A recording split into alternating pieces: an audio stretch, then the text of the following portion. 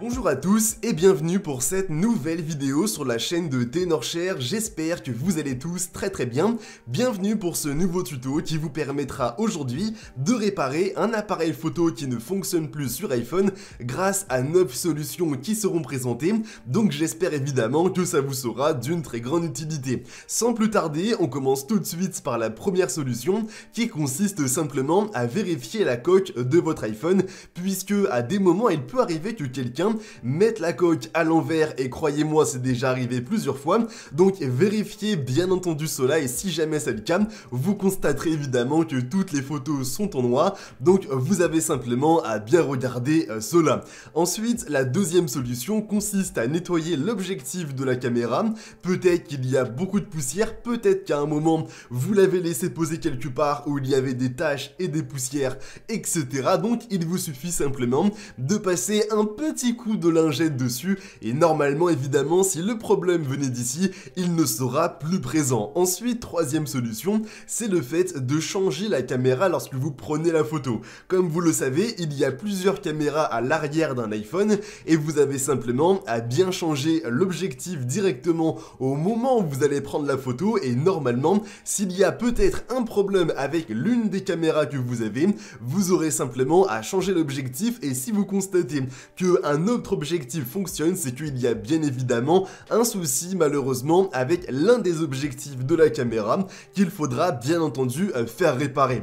Quatrième solution pour continuer, c'est le fait de fermer toutes les applications de votre iPhone. Peut-être qu'il y a une surchauffe et notamment aussi l'application appareil photo. Lorsque vous l'aurez bien fait, vous aurez simplement à le relancer et normalement cela devrait de nouveau fonctionner. Moi de mon côté, j'ai déjà eu ce problème et en toute honnêteté, c'est vraiment cette solution qui a fonctionné de mon côté.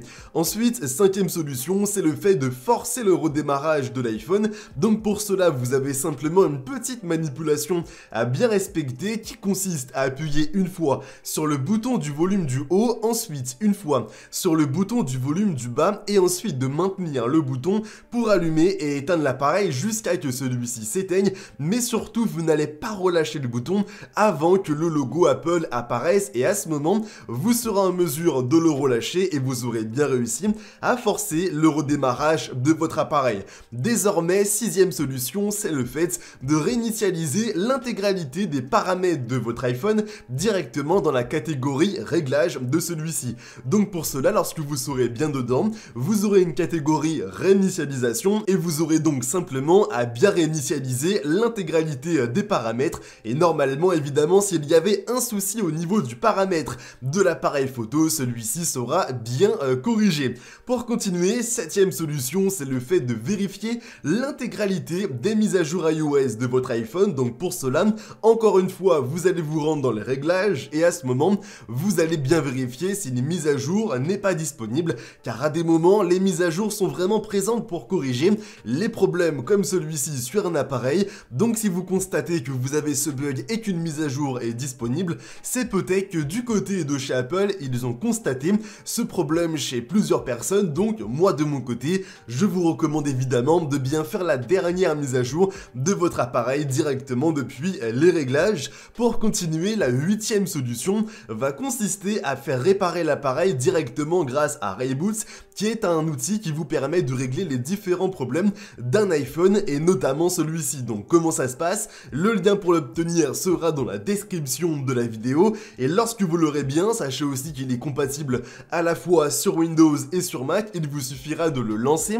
et au lancement, vous aurez simplement à bien cliquer sur commencer et ensuite vous aurez deux solutions qui apparaîtront devant vous. D'une part, une réparation standard qui ne fera pas perdre vos données, elle est vraiment présente pour les problèmes on va dire mineurs, et d'autre part à droite une réparation avancée qui elle de son côté est vraiment présente pour les problèmes majeurs mais qui fera perdre vos données mais vous pourrez les récupérer grâce à une sauvegarde que vous aurez potentiellement sur iCloud, sur iTunes, sur un PC ou sur un Mac. Ensuite, lorsque vous serez bien dessus, vous de votre côté, par rapport à ce problème précisément, vous aurez simplement à bien choisir la réparation standard qui va amplement vous suffire et ensuite vous aurez deux grandes étapes à bien respecter. La première sera le fait d'obtenir la dernière mise à jour iOS directement sur Rayboot. Je vous rassure maintenant, vous n'avez rien à faire, c'est Rayboot qui s'occupe s'occupe de tout. Sachez tout de même que vous aurez environ 5 Go de téléchargement par rapport à la mise à jour iOS, c'est le poids qu'elle pèse. Et ensuite,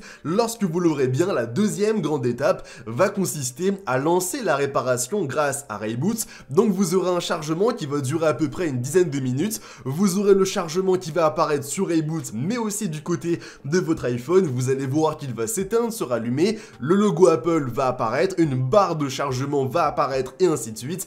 Et ensuite, au bout de ces 10 minutes, l'appareil va se relancer. Vous aurez les paramètres de base à bien reconfigurer et ensuite, vous allez voir normalement qu'il n'y aura plus aucun souci car Rayboot est vraiment présent pour régler ce genre de problème, on va dire, qui arrive la plupart du temps. Et si malheureusement, avec toutes les 8 solutions qui ont été présentées, cela ne fonctionne toujours pas, la 9e va simplement consister à se rendre chez Apple dans un Genius Bar pour vraiment faire corriger ce problème directement avec les experts de Apple qui vont probablement remplacer une pièce directement à l'intérieur du téléphone.